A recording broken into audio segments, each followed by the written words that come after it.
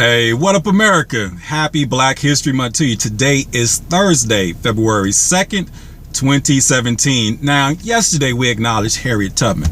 Today we're going to acknowledge Frederick Douglass, the abolitionist. Frederick Douglass led the abolitionist movement in the Massachusetts, New York area and was very profound in the abolishment of slavery and putting out literature in that regard.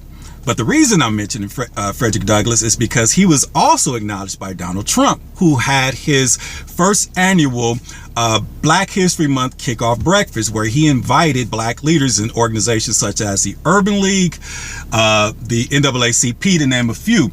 And also in attendance, the Cleveland area pastor, Darrell, who is an avid Trump supporter and actually went on the campaign trail with them, went on record and said that the shot callers and gang leaders in the Chicago area have reached out to him in discussion of doing something about the body count.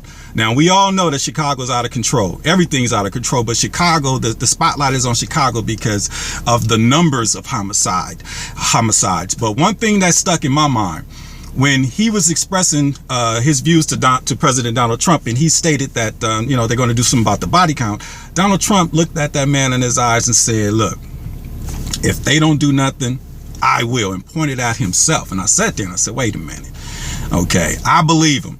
So I think this is a time for us to become Frederick Douglasses and abolish gangbanging, because the man not playing.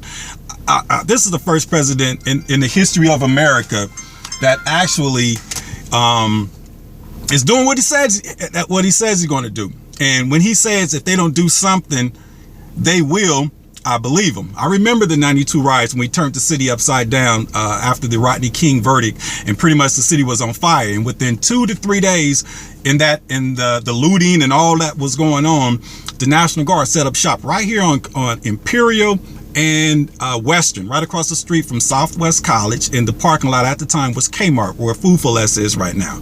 And people who don't understand martial law is a law.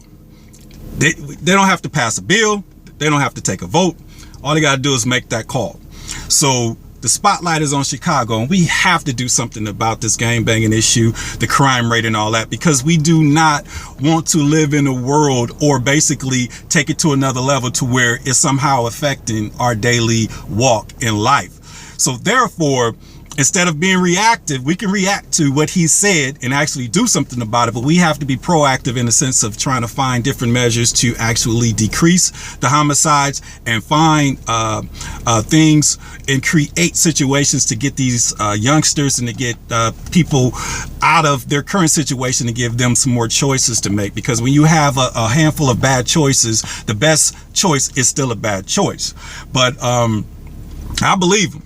So we have to figure this thing out, and we're going to figure this thing out. But we do not want to see tanks and military Humvees rolling around our communities. So we're going to have to be very proactive in putting an action plan together and become Frederick Douglass and abolish gangbanging. I don't know. We can debate on how it started, but it needs to stop, because it's the dumbest thing on the planet. I know unity and camaraderie, but when you're talking about killing innocent people and killing people in the name of a set, that just does not make sense to somebody who is outside the box. Now, when you're living in the box, it might make sense, but if we can create those opportunities, we can open the doors and give these people opportunities to get their lives together. I mean, and in light of Black History Month, history's been made. You know, I watched the national spotlight in terms of the national letter of intent yesterday, and just so proud to see these youngsters get an opportunity to do what they need to do.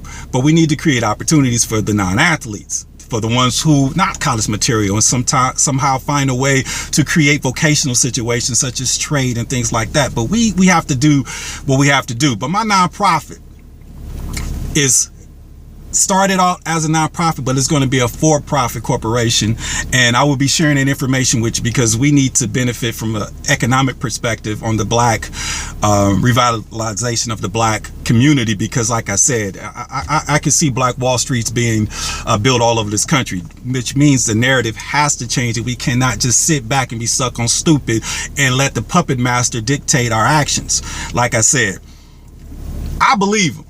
So we don't want that to happen. So we have to do something about our situation to change the narrative so we can create a better Black America, not just for Blacks in this country, but for the disenfranchised and for everybody, because a better Black America is a better America for all. Because if Blacks get their stuff together, then everything will run smooth. If not, Blacks and Black people, we have to be, have to have our spider senses on, because, hey, they try to rob us too, so it's like we got to create these situations to make things happen.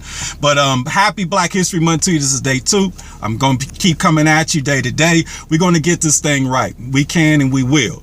With that being said, man, signing out, your boy Bushan Glover, Better Black America, which will create a better America for all. And while they trying to figure out how to make America great again, we got to figure out how we going to make it great for us. With that being said, have a good day. I'll chop it up with you tomorrow. Peace out.